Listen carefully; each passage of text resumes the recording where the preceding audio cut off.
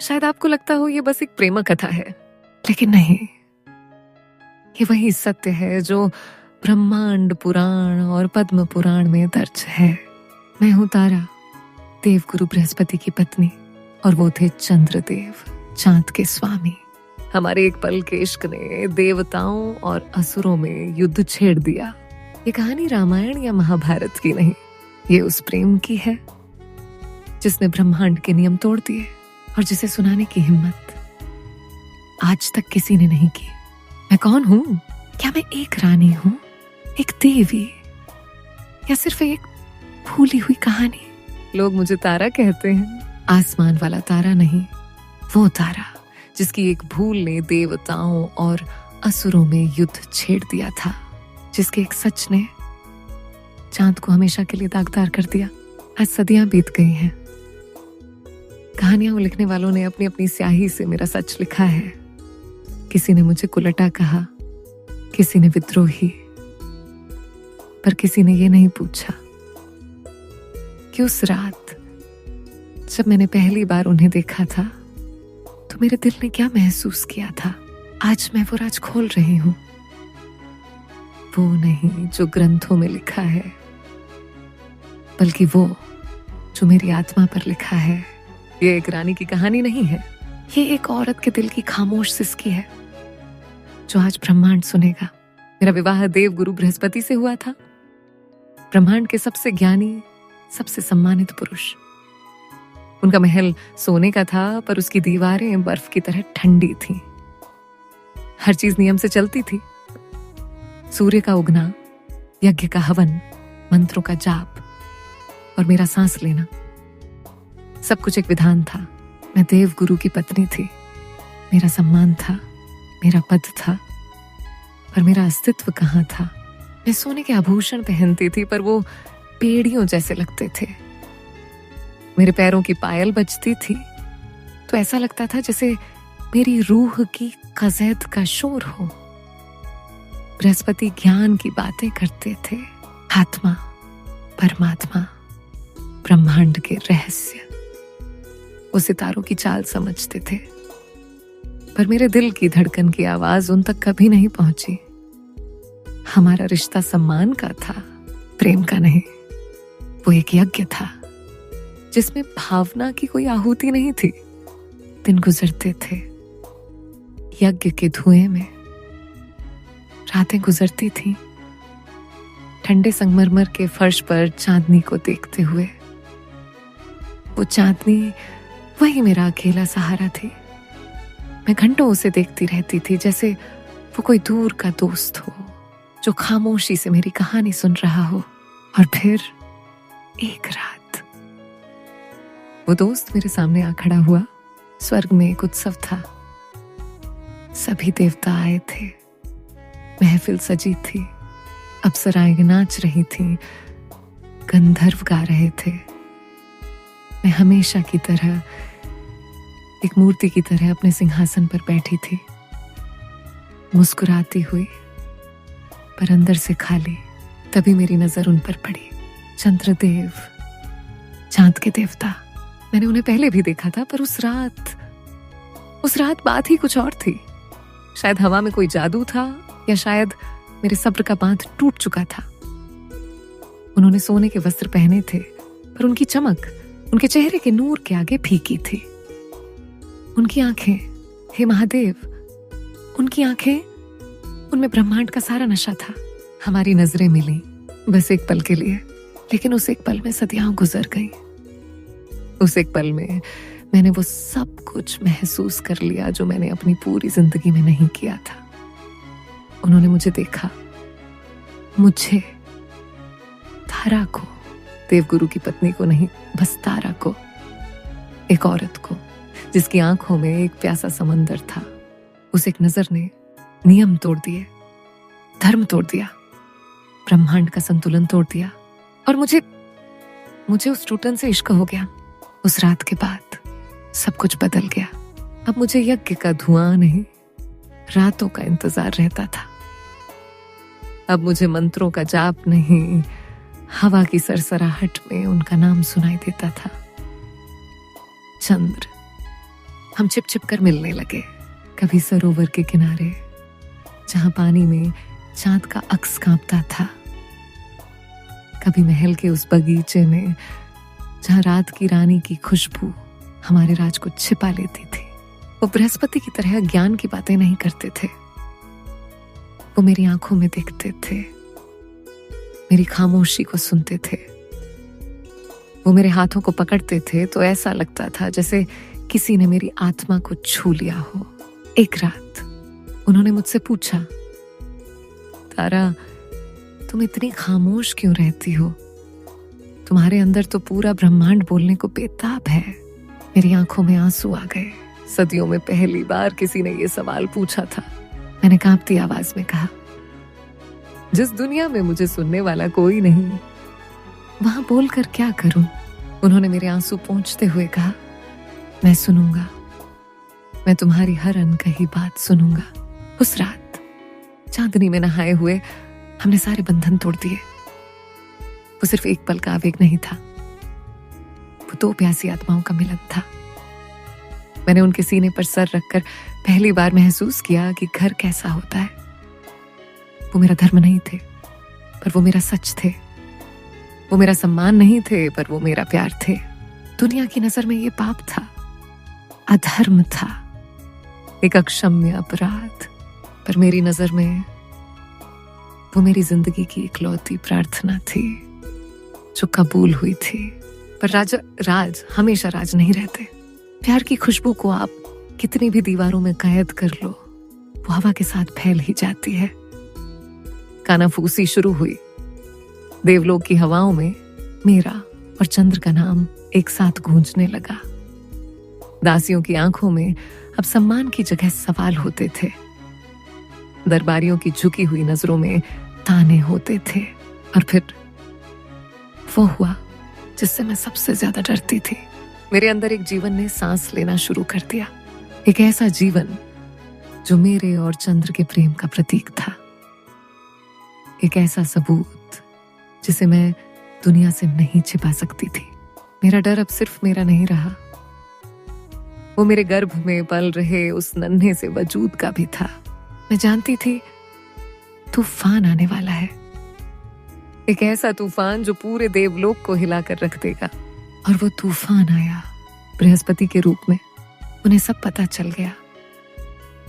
उनका शांत चेहरा जो हमेशा ज्ञान के तेज से चमकता था, उस दिन क्रोध से लाल था। उनकी आंखों में ज्ञान नहीं, ज्वाला थी। वो ज्वाला जो सब कुछ भस्म कर देना चाहती थी। वो गर्जे, तारा, ये किसका पाप है तुम्हारे गर्भ में? पहली बार मैंने अपनी नजरें नहीं झुकाई। मैंने उनकी आंखों में देखा और खामोश रही। मेरी खामोशी मेरा जवाब था। उन्होंने चंद्र को संदेश भेजा, मेरी पत्नी को लौटा दो वरना परिणाम भयंकर होगा। पर चंद्र ने इनकार कर दिया।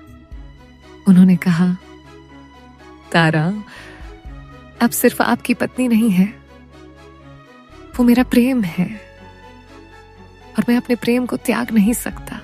और तब युद्ध शुरू हो गया। तारकामय युद्ध, इतिहास ने इसे ये नाम दिया। मेरे नाम पर एक युद्ध। एक तरफ थे देव गुरु बृहस्पति और उनके साथ खड़े सारे देवता। दूसरी तरफ थे चंद्रदेव और उनके साथ खड़े दैत्य गुरु शुक्राचार्य और सारे असुर। सोचिए मेरी हालत। मेरे प्रेम के लिए पूरा ब्रह्मांड आपस में लड़ रहा था। हर रोज हजारों सैनिक मरते थे। हर रोज देवलोक की धरती खून से लाल होती थी और उस खून का हर एक कतरा मेरे दामन पर एक दाग की तरह लगता था। मैं रात रात भर सो नहीं पाती थी। हर चीख, हर पुकार मेरे कानों में गूंजती थी। मैं महल में कैद थी, एक ऐसी कैदी जिसके कारण पूरी दुनिया जल रही थी। युद्ध चलता रहा और एक दिन मेरे पुत्र का जन्म हुआ। वो इतना सुंदर था, उसके चेहरे पर चांद जैसी चमक थी और आंखों में सितारों जैसी गहराई। सृष्टि के रचयिता ब्रह्मा जी को हस्तक्षेप करना पड़ा। उन्होंने युद्ध रुकवाया। एक सभा बुलाई गई। सारे देवता, सारे असुर, बृहस्पति, चंद्र सब वहां मौजूद थे और मैं अपने नवजात शिशु को गोद में लिए कटघरे में खड़ी थी। हजारों आंखें मुझे घूर रही थीं। हवा में सिर्फ एक सवाल तैर रहा था, ये पुत्र किसका है? बृहस्पति ने दावा किया, ये मेरा पुत्र है क्योंकि तारा मेरी पत्नी है। चंद्र ने दावा किया, ये मेरा है क्योंकि ये मेरे प्रेम का फल है। सारे देवता मौन थे। धर्म और प्रेम की इस लड़ाई का फैसला कौन करता? तब ब्रह्मा जी ने मुझसे कहा, तारा, सिर्फ तुम ही इस प्रश्न का उत्तर दे सकती हो। सच बोलो, इस बालक का पिता कौन है? पूरी सभा की नजरें मुझ पर थीं। मेरे एक शब्द पर मेरे बच्चे का भविष्य टिका था।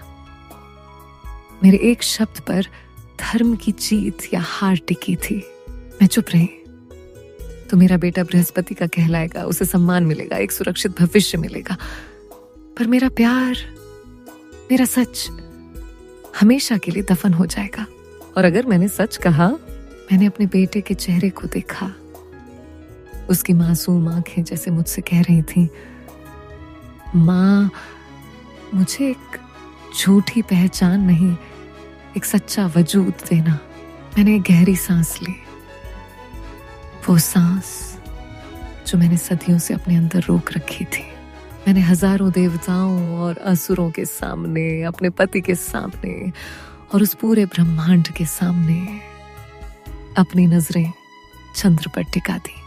मेरी आवाज कांप नहीं रही थी, उसमें आंसू नहीं, आग थी। यह चंद्र का पुत्र है। जैसे ही ये शब्द मेरे मुंह से निकले, समय रुक गया। बृहस्पति का चेहरा शर्म और क्रोध से पत्थर हो गया। देवताओं ने अपनी नजरें झुका ली। धर्म हार गया था और चंद्र, उनकी आंखों में जीत थी, पर साथ ही एक गहरा दुख भी। उस दिन सभा में न्याय हुआ, पर वो न्याय किसी इंसान का नहीं, देवताओं का था। ब्रह्मा जी ने चंद्र को श्राप दिया, तुमने अपने गुरु की पत्नी के साथ अधर्म किया है। तुम्हारे इस कृत्य के कारण तुम्हारा ये सुंदर रूप हमेशा एक जैसा नहीं रहेगा। तुम हर महीने घटोगे और बढ़ोगे। तुम्हारी कलाएं कम होंगी और फिर पूरी होंगी। तुम्हारे चेहरे पर हमेशा एक दाग रहेगा जो दुनिया को तुम्हारे इस अपराध की याद दिलाता रहेगा। और मुझे मेरे पुत्र के साथ वापस बृहस्पति को सौंप दिया गया। ये मेरा दंड था, जिससे मैंने प्रेम किया, उसे अपनी आंखों के सामने श्रापित होते देखा, और जिसके साथ मैं नहीं रहना चाहती थी, उसी के साथ पूरी जिंदगी बिताने की सजा मिली। मेरा बेटा, जिसका नाम बुद्ध रखा गया, उसे बृहस्पति ने अपना लिया और मैं फिर से उसी सोने के पिंजरे में कैद हो गई। जिंदगी फिर से वहीं लौट आई। वही महल, वही नियम, वही खामोशी, पर अब कुछ बदल गया था। पहले मैं खाली थी, अब मैं टूटी हुई थी। मैंने चंद्र को फिर कभी उस तरह नहीं देखा। अब वो मुझसे बहुत दूर थे, आसमान में, श्रापित। हर रात मैं खिड़की से उन्हें देखती थी। कभी वो पूरे होते थे अपनी पूरी सुंदरता के साथ, मुझे हमारी वो चांदनी रातें याद दिलाते थे, और फिर वो धीरे धीरे घटने लगते थे, छोटे होते जाते थे, अंधेरे में खो जाते थे। मुझे हमारी अधूरी कहानी और उनका श्राप याद दिलाते थे। दुनिया उन्हें दागदार चांद कहती थी, पर मैं जब भी उस दाग को देखती थी, मुझे उसमें हमारा इश्क नजर आता था। एक ऐसा इश्क जो इतना गहरा था कि उसे छुपाने के लिए देवताओं को भी उसे श्राप देना पड़ा। मेरा बेटा बुद्ध बड़ा हुआ। वो बहुत बुद्धिमान था। उसमें बृहस्पति का ज्ञान भी था और चंद्र की सुंदरता भी। वो अक्सर मुझसे पूछता था, माँ, आप हमेशा चांद को देखकर खामोश क्यों हो जाती हैं? मैं क्या जवाब देती? कैसे बताती कि वो चांद सिर्फ आसमान का एक गोला नहीं, वो मेरी जिंदगी का एक हिस्सा है। जो मुझसे छीन लिया गया। सदियां बीत गईं, मेरा शरीर मिट्टी में मिल गया, पर मेरी आत्मा आज भी उन रातों में भटकती है। लोग पूछते हैं क्या मुझे पछतावा है जब मैं अपने प्रेम के कारण हुए उस विनाशकारी युद्ध को याद करती हूँ तो मेरा दिल कांप उठता है। हजारों निर्दोष मारे गए सिर्फ मेरी एक ख्वाहिश के लिए। इसका बोझ मैं आज भी ढोती हूँ, पर जब मैं उस एक पल को याद करती हूँ जब मैंने हजारों देवताओं के सामने अपने प्यार का सच कबूल किया था, तो मुझे लगता है जिंदगी में वही एक पल था जब मैं सच में जिंदा थी, जब मैं सिर्फ एक पत्नी या एक रानी नहीं, मैं थी। मेरी कहानी धर्म और अधर्म की कहानी नहीं है, ये चुनाव की कहानी है। एक ठंडे सम्मानित सच और एक गर्म बदनाम इश्क के बीच का चुनाव। आज भी जब कोई टूटे दिल वाली औरत रात में चांद को देखकर एक लंबी सांस लेती है, तो वो मेरी ही आत्मा होती है जो चंद्र से पूछ रही होती है, क्या तुम्हें आज भी मैं याद हूं? अगर इस कहानी ने आपके दिल को छुआ तो इस वीडियो को लाइक जरूर करें और हमारी अगली अनसुनी अनकही कहानी सबसे पहले सुनने के लिए सब्सक्राइब करके घंटी का बटन दबाना मत भूलें, क्योंकि आपकी एक क्लिक